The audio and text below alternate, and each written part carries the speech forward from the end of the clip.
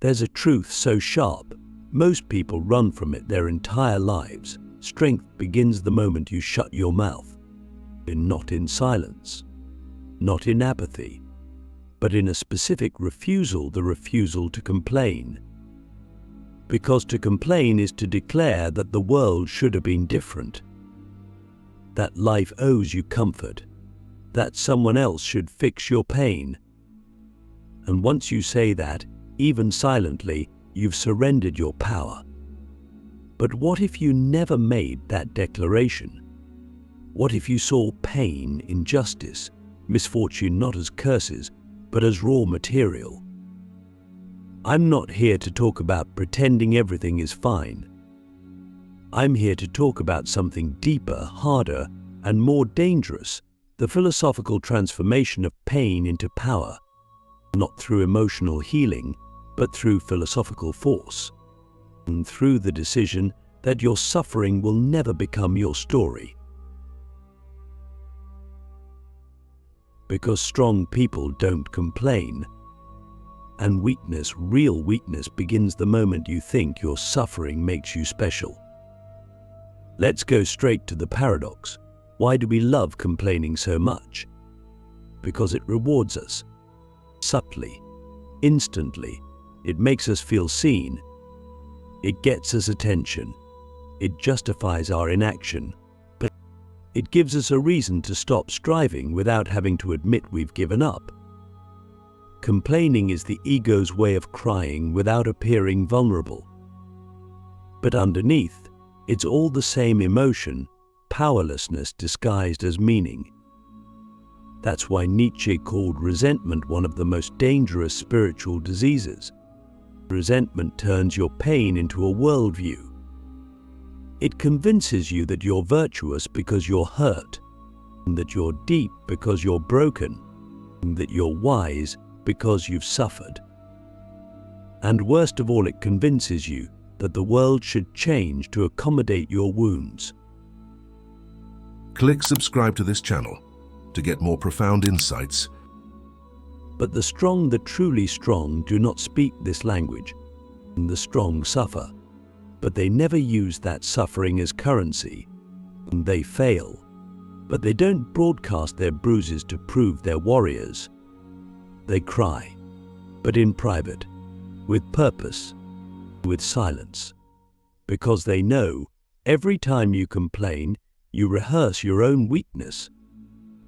You etch it deeper into your identity. You say, "This is who I am now," a victim of reality. And once that belief sets in, your life becomes a loop of drama, justification, and stasis. Let me ask you something radical. What if you chose never to complain again? I don't mean suppress everything. I mean, what if you redefine pain as fuel, not a fault? What if every time something went wrong, instead of asking "why me?" you asked "what now?" That tiny shift, that philosophical turn is everything. Because complaining is emotional, but response is rational. And to live rationally is to live freely. The Stoics knew this. Marcus Aurelius wrote in his Meditations, "You have power over your mind, not outside events. Realize this, and you will find strength." Let's break that down. You don't control the economy, but you control your hunger. You don't control betrayal, but you control your loyalty. You don't control loss, but you control the frame through which loss becomes growth. But here's where most people get stuck. They think strength means emotional suppression. No, strength means strategic reaction. It means when your house burns down, you don't scream at the sky, you start rebuilding. Quietly, brick by brick. And here's the uncomfortable truth. Complaining is always easier than rebuilding. Because rebuilding demands responsibility. And responsibility is the end of comfort. Do you want to be comforted, or do you want to be powerful? Because you cannot be both. People complain because they want witnesses. But power doesn't need witnesses.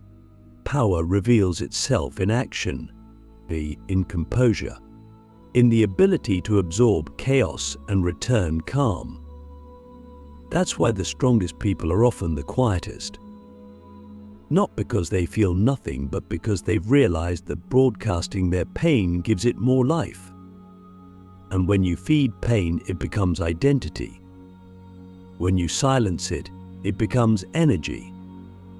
Now, you might say, but I've been through so much. I need to express it. I get it. I do.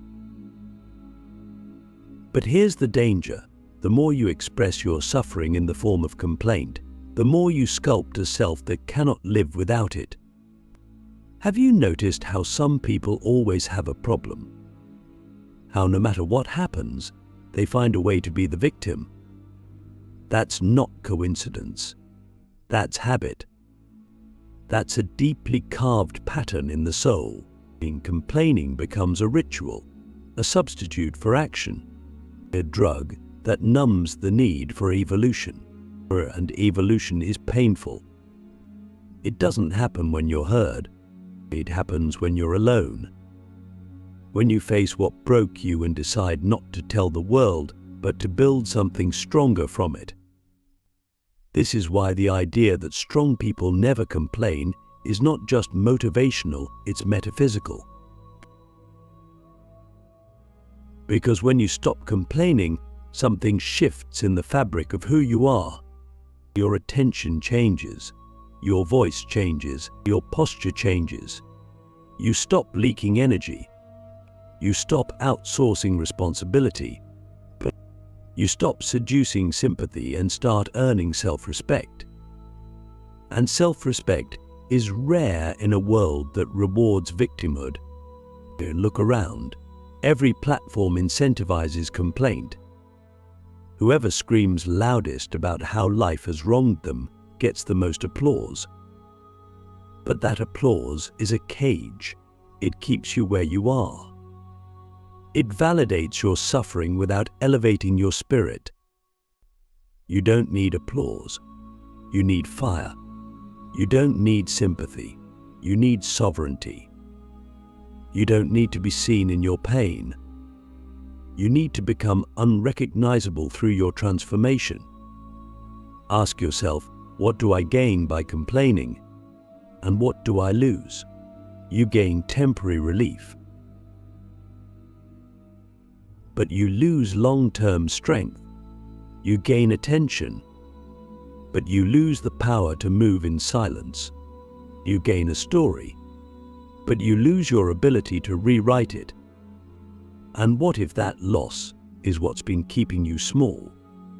What if every time you've told someone your struggle, you've delayed the moment you were supposed to rise? You don't need to explain your pain to grow from it. You need to transmute it, to forge it into discipline, precision, grace. You need to become the kind of person who doesn't flinch, because your soul has already walked through hell and decided not to write poems about it, but to build ladders for others to climb. And that's the final piece I want you to reflect on now. Who are you building your strength for?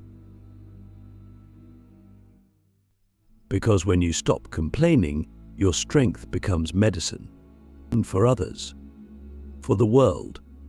The warrior who carries his pain without noise becomes a beacon. Others watch him. They change without him saying a word. That is the power you give up every time you complain. That is the greatness you forfeit every time you broadcast your wounds instead of stitching them quietly. So next time something breaks, next time life punches you in the chest and dares you to weep, don't complain. Close your mouth, open your eyes, and move. There's a reason suffering feels addictive. It gives you something. A strange comfort, and a sense of depth, even superiority. We start to believe that our wounds prove our worth, and that pain makes us wise, that the more we've suffered, the more we deserve. And in that subtle belief, complaining is born. But complaining isn't just a reaction to suffering, it's a secret love affair with it. We fall in love with our pain because it gives us identity. And that identity becomes a mask we wear so we don't have to grow. And because growth is terrifying. Growth means leaving the old behind. Even the parts of you that cried. Even the parts of you that once felt noble because they hurt. Here's the philosophical problem. When pain becomes a narrative, you stop seeing the world as it is. You see it through the lens of grievance. And everything becomes personal. Every challenge, every failure, every silence, suddenly it's an attack. A confirmation of your status as the injured, the misunderstood, the overlooked. And so you complain. You think you're telling your truth. But really, you're just protecting your wound. That's the seduction. On the lie. The trap. Nietzsche warned us, the weak don't know they're weak. They think they're deep. They think they're aware. But awareness without action is paralysis. And emotional paralysis, disguised as authenticity, is the fastest path to insignificance. But you cannot be powerful and addicted to being seen at the same time. The moment you need someone to understand how much you've been through, you've already lost your power. Because real power doesn't need validation. It doesn't need anyone to see. It creates from silence. It builds while bleeding. It speaks only when speaking changes something. And it never, ever begs to be acknowledged. I want you to really consider something here. What if your attachment to pain is your greatest obstacle? What if every story you tell about how hard life has been is the very reason you're stuck? It's not that your suffering isn't real. It's that it's no longer useful. There's a moment where pain must evolve into something else or it becomes rot. A dead thing you carry that poisons every new chance. Complaining keeps that rot alive. Every time you voice your pain without the intent to solve or grow, you water the weeds. You keep yourself tied to the version of you that got hurt instead of the one that could rise. Think about this. Lions don't complain when they're wounded. They limp until they heal, then they hunt again. But humans, we talk about our limp. We describe it. We analyze it. We name it something poetic and post it for likes. And then we wonder why we're not moving. We're not moving because we're still trying to make suffering into something beautiful instead of something temporary. But you were not meant to live inside your pain. But you were meant to pass through it, like a rite of passage. But the world doesn't teach you that. It teaches you that if you complain loud enough, you'll be heard.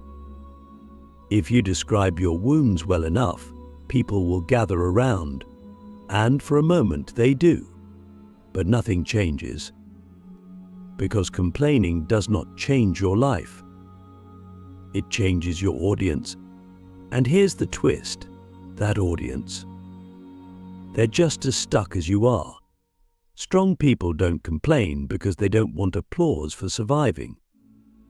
They want results, transformation, precision, and complaining interrupts that process. Let's go deeper. When you complain, you split your energy. Half goes toward the actual problem. The other half goes toward maintaining the image of someone who is suffering unfairly. And that split is deadly. You're not all in on the solution. You're half invested in being seen. But the strongest version of you cannot emerge halfway. It only emerges when you shut down every excuse, every narrative, every justification, and focus all of yourself on what must be done. That's why some people succeed no matter what happens, and others drown in circumstances that aren't even half as hard. It's not about what happened, it's about how tightly they hold onto the story of what happened, and how often they rehearse that story in words, in thought, in complaint. Do you want to be free? Then you must bury your narrative. Not because it wasn't real, but because it's no longer useful. Your pain is not special. That's what hurts to hear, but it's liberating. You are not alone in your grief. You are not unique in your betrayal. And once you accept that, once you truly see the universality of struggle, you can stop trying to be recognized for your wounds and start creating from your scars. The strongest people you've ever met, the ones who move in silence, who radiate calm, who build empires with a stare, they're not strong because they were spared pain. They're strong because they refuse to make pain their name. They burn their complaints as fuel. And you can do the same. Every time you want to complain, pause. Ask yourself, what would the strongest version of me do right now? Would he speak or would he act? Would she collapse or would she create? Would they need someone to know, or would they simply become someone who no longer needs to explain? This is the ultimate power, when your actions scream louder than your voice ever could. That's why silence is dangerous. Because when you stop complaining, people can no longer read you. You become mysterious, focused, unpredictable. And that's when real movement begins. Complaining is predictable. Everyone does it. Silence is rare. Silence signals something is happening underneath. It's the silence of the warrior sharpening his blade. The silence of the builder before the breakthrough. The silence of someone who no longer waits to be saved. Complaining is noise. Strength is signal. You want to be seen, then vanish, and return as something they never imagined. Let the silence do the work. And when the world finally asks how you did it, how you overcame, how you ascended, how you became unstoppable, you won't need to answer. Because you didn't talk about the storm, you became the sky. There's a moment in life when the noise outside stops mattering. When praise doesn't move you. When criticism doesn't sting. When comparison becomes irrelevant. That moment doesn't arrive because you've numbed yourself, it arrives because you've built something inside that no one can touch. That's where real strength lies. Not in muscle, not in titles, but in the fortress of your mind. And that fortress is built with silence. Not silence as avoidance, but silence as clarity, as choice, as the decision to stop reacting to every poke and sting from the world. And to stop needing the world to reflect back a version of yourself you can feel proud of. Because when you no longer need to explain, justify, or complain, you have arrived. Let me ask you something raw. What are you still explaining to people who will never understand? How much of your life energy is spent trying to make others see your struggle, your growth, your intention? And how much of that is slowing you down?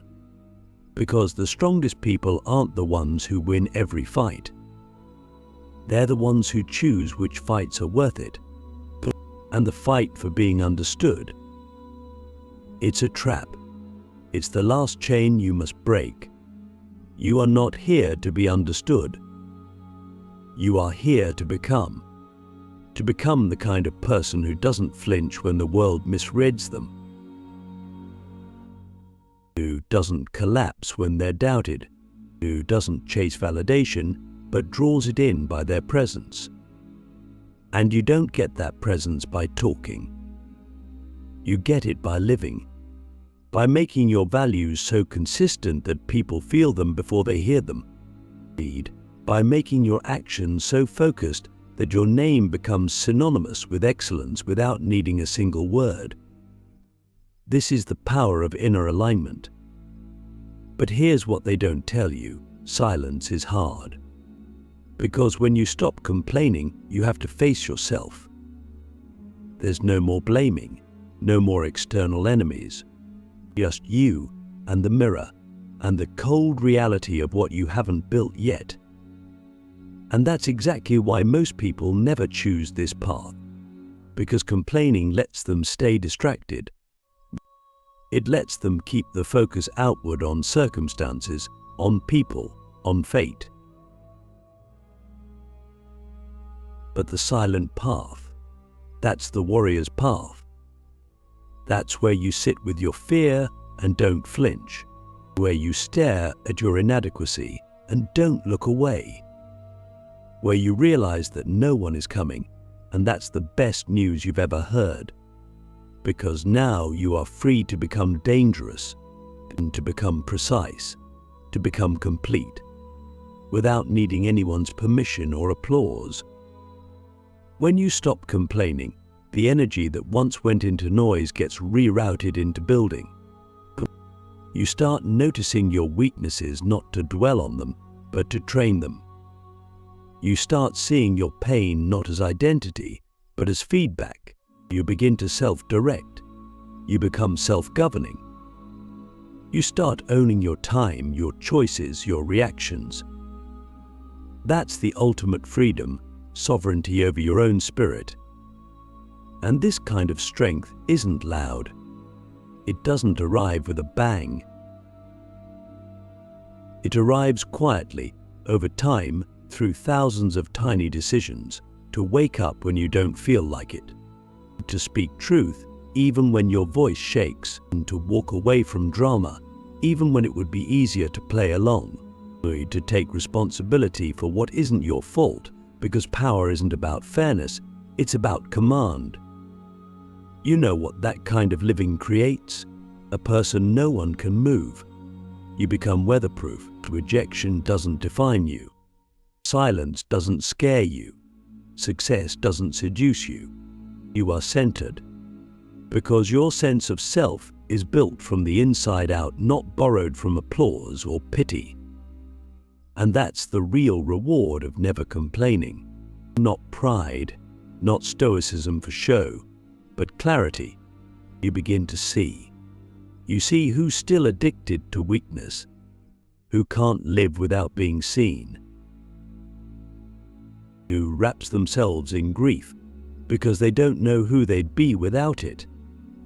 And you don't judge them, but you walk differently, with less noise, with more gravity, because now every step you take is chosen.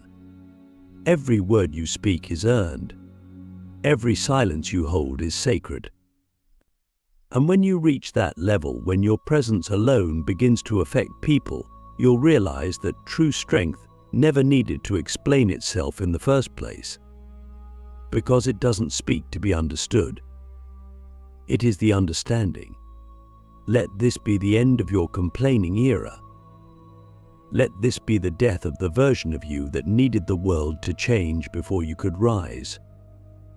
You don't need perfect conditions. You need discipline.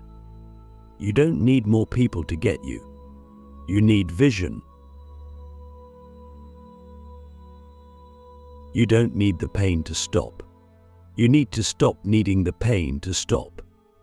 And you need to build anyway, with quiet hands, with silent mastery, with relentless resolve. So the next time life breaks something in you, don't explain. Don't justify. Don't complain. Stand up. Look it in the eye. And move forward. Like the mountain you become. Unshaken. Unbreakable. Unapologetically quiet. because strong people never complain. And weakness. It always starts there.